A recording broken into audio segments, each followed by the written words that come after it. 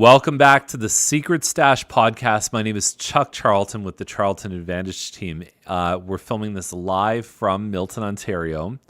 And the question of the day is to stage or not to stage. And I've been in probably 13,000 homes in my life. I've reviewed hundreds of thousands of homes online. And I really and truly believe that in this day and age, we're filming this and recording it in 2018, that the expectations of the consumer have only continued to become more refined, and there's a much higher standard right now for having a home ready for sale. When I first got in the business 15 years ago, that wasn't necessarily true in all cases. So I'm going to give you some stats. Now, I don't know how biased these stats are. I found them online. They seem to make sense.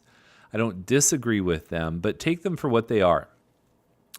Stat number one, 81% of buyers say home staging makes it easier to visualize the property as their future home.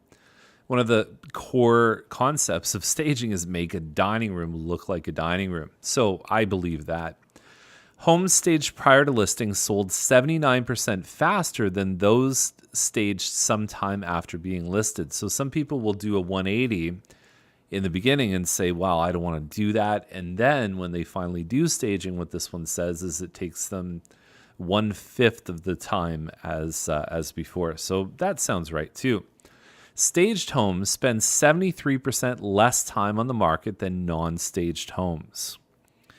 Stat number 4, 49% of agents working with buyers have indicated that their clients paid more for a home because it was staged. Now, I know a lot of people and a lot of agents that think they're immune to this factor, and I completely disagree. There is a reason why builders have model homes. I'm just going to leave it at that. Finally, none of the agents surveyed indicated that a staged home had a negative impact. And that's probably true too, because even the not so good stagers, and there's varying levels of quality, even the not so good ones probably make some kind of a positive difference. So that all seems like it's pretty much on base. So there's very little downside to staging, but there's an upside. There's also a cost associated with it. So a lot of clients ask us, how much does staging cost? So if we had a $500,000 home, okay, so typically what the staging would cost is between 0.5 and 1% of the value of the home. Actually, let's use $1 million because it's easy numbers. So you would spend between $5,000 and $10,000 on $1 million home to completely bring stuff in.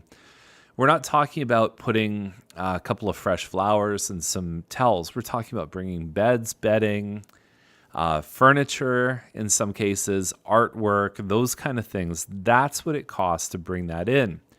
Includes the moving in and out. Someone's got to move the stuff.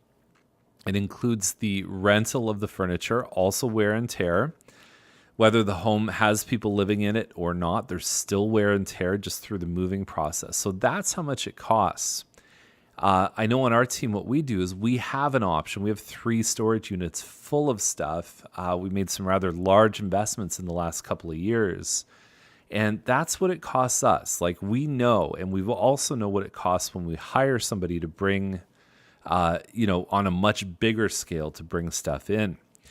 So there's an ongoing monthly rental with a company that does just staging and furniture rental. There's going to be the ongoing cost of keeping that stuff in the home. So usually your upfront cost includes the first month, and then you've got the ongoing months after. So the idea is when you stage, get it done in 30 days or less, pretty much. So what we do on our team, like I said, we've got 2 levels. The first one is a home enhancement consult. So that means somebody's going to come in. Somebody in this case for us is Liane Robertson from our projects. And she would tally a list together. She would actually have paint samples or anything that she believes is going to be a good thing for you. Now, You can choose to do some or all of that list. I know for a fact that the more people do, the better off they are in the sale process. So that's kind of baseline. That's base camp. Everybody gets that. If they choose to, they can move to the next level, which is smart staging. We like to work with what people have, but we really try to bring a lot of the accessories, the artwork, those kind of things. There is another level beyond there, which is full staging. Sometimes that makes sense, sometimes it doesn't. Because like I said, the cost can be pretty substantial. There's also other programs that exist out there called virtual staging, where there's companies that will take the real estate photography and they will lay in, and this doesn't look cheesy, you'd think it would, but they would lay in pictures of a house.